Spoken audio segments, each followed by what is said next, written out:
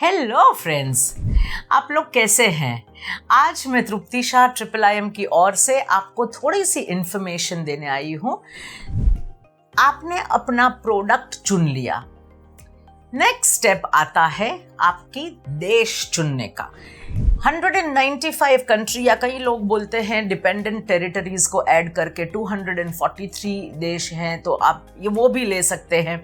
इतने सारे देशों में से हम कौन से देश में अपना प्रोडक्ट एक्सपोर्ट करें, तो आपकी मार्केट क्या रहेगी? मार्केट यानी ग्रुप ऑफ कंट्रीज, और ये कंट्रीज कौन कौन सी रहेगी, कैसे चुनेंगे आप? प्रोडक्ट के हिसाब से आप अपनी देश चुनेंगे।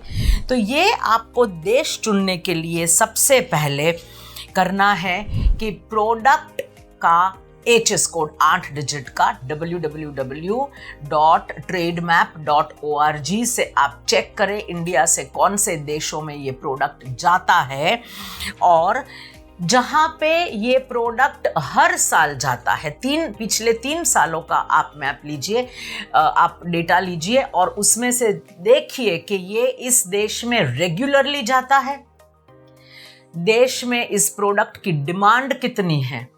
तो ये रेगुलरली उस देश में जाता है, तो ये मेरा 3 साल में ऊपर गया चार्ट, या फिर ये चार्ट सीधा रहा, तो रेगुलर डिमांड है। ग्रोथ में not be possible, but regular demand है।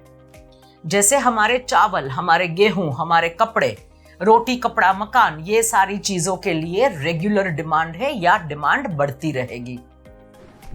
तीसरा पॉइंट होता है डिमांड कम होती रहती है, तो उस देश में यदि हमारी डिमांड कम है तो आप वो हमारे प्रोडक्ट जो आपने चुना है उसके लिए वो देश सही नहीं हो सकता। तो पहली चीज है प्रोडक्ट की डिमांड उस देश में कितनी है।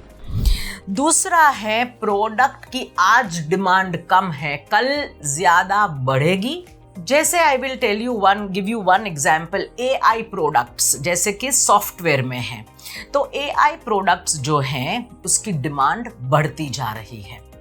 दूसरा मैं एग्जाम्पल आपको दूंगी कि वो भी सर्विसेज से ही है, हेल्थ केयर इंडस्ट्री, यानी कि हेल्थ केयर सर्विसेज और health care products. Health care products यानी दवाइयाँ आपकी आ जाती है, मेडिकल डिवाइसेस आपके आ जाएंगे, आपका आ जाएगा बहुत सारी अलग अलग चीज़ें इसके अंदर। तो आप ये डिमांड बढ़ने वाली है, जैसे जैसे लोग बढ़ेंगे, उम्र उनकी बढ़ेगी, ये सारी चीज़ों की ज़रूरत ज़्यादा रहेगी। जैसे जैसे लोग कमाते जाएंगे अपना मेडिकल इंश्योरेंस, तीसरा ऐसा सेक्टर है कि आज डिमांड कम है, कल डिमांड बढ़ सकती है। तो बढ़ने वाली डिमांड के ऊपर आप नज़र रखें, बढ़ने वाली डिमांड्स आपके ऊपर होनी चाहिए। एक और एग्जाम्पल मैं देती हूँ कि ऑर्गेनिक खाने पीने की चीज़ें या केमिकल्स वगैरह जो होते हैं उसकी डिमांड आज बढ़ती जा रही है, आयुर्वेदिक प्रोडक्ट्स की डिमांड बढ़ती जा रही है। तो ये सारी चीजें आपके ध्यान में रहनी चाहिए। ग्रोथ प्रोस्पेक्ट्स अच्छे होने चाहिए उन प्रोडक्ट्स के। तीसरा पॉइंट है प्रॉफिटेबिलिटी, हमें कितना मुनाफा होगा। अगर आपने trademap.org वेबसाइट अच्छी तरह से देखी है, 8 डिजिट का प्रोडक्ट का HS कोड डाला है, या फिर आप दूसरी वेबसाइट commerce.gov.in ले लीजिए, या फिर आप अपने प्रोडक्ट की इंडस्ट्री की आपने एक्सपोर्ट प्रमोशन काउंसिल या एक्सपोर्ट कमोडिटी बोर्ड या एक्सपोर्ट डेवलपमेंट अथॉरिटी की वेबसाइट्स देखी हैं, तो आपको पता चलेगा कि इस प्रोडक्ट की डिमांड कितनी है। जैसे I will give you one more example, leather goods जो हमारे वैल्यू, जैसे कि प्रोडक्ट की वैल्यू होती है, तो सबसे ज्यादा हमारी वैल्यू में जो एक्सपोर्ट होता है वो जेम्स एंड ज्वेलरी है, चावल है।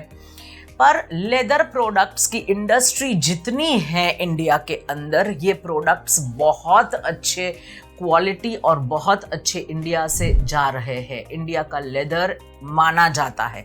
तो आपको प्रॉफिटेबिलिटी, और इसमें प्रॉफिटेबिलिटी आपको मिल सकती है। हमने एक और प्रोडक्ट के बारे में आपको बताया था, खाने पीने में आता है ये प्रोडक्ट फॉक्स नट्स या मखाना। बहुत अच्छी प्रॉफिटेबिलिटी इसके अंदर मिल सकती है। तो ये प्रॉफिटेबल है कि नहीं, ये भी आपको ट्रेड मैप या commerce.gov.in से मिल जाएगी इंफॉर्मेशन। उसके बाद आपको ये देखना है ट्रेड रेगुलेशंस। अब मैंने आपको एग्जाम्पल दिया लेदर का। अब ये गाय कैटल जो होते हैं किसका लेदर है?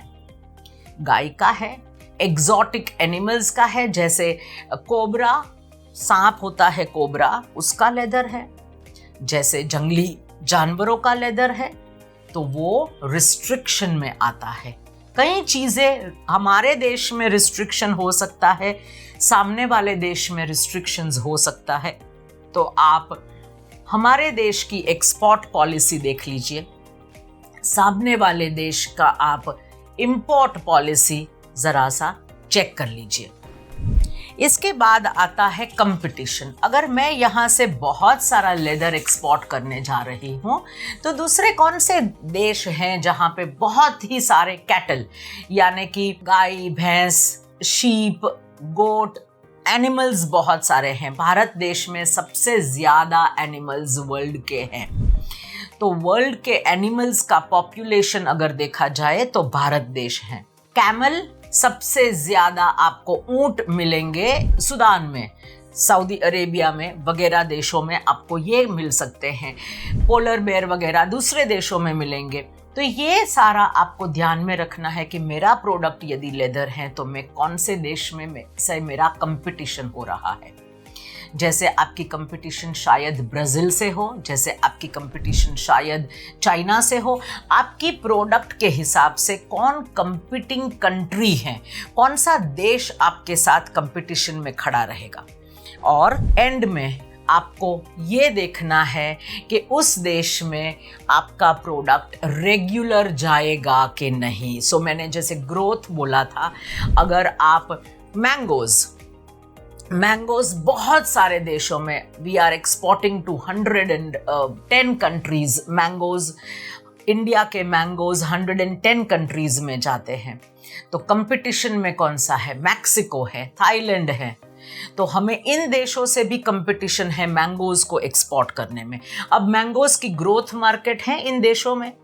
अब जब मैंगो की सीजन खत्म हो जाएगी तो मैंगो पल्प जो है, हम जो मट्ठा बनाते हैं मैंगो का जूस बना के रखते हैं, मैंगो को काट के फ्रोजन करते हैं, इसकी डिमांड बढ़ेगी। तो आपको अपना प्रोडक्ट और अपना देश दोनों के हिसाब से देश ऐसा चुने जहां आपकी प्रोडक्ट की डिमांड रेगुलर हो।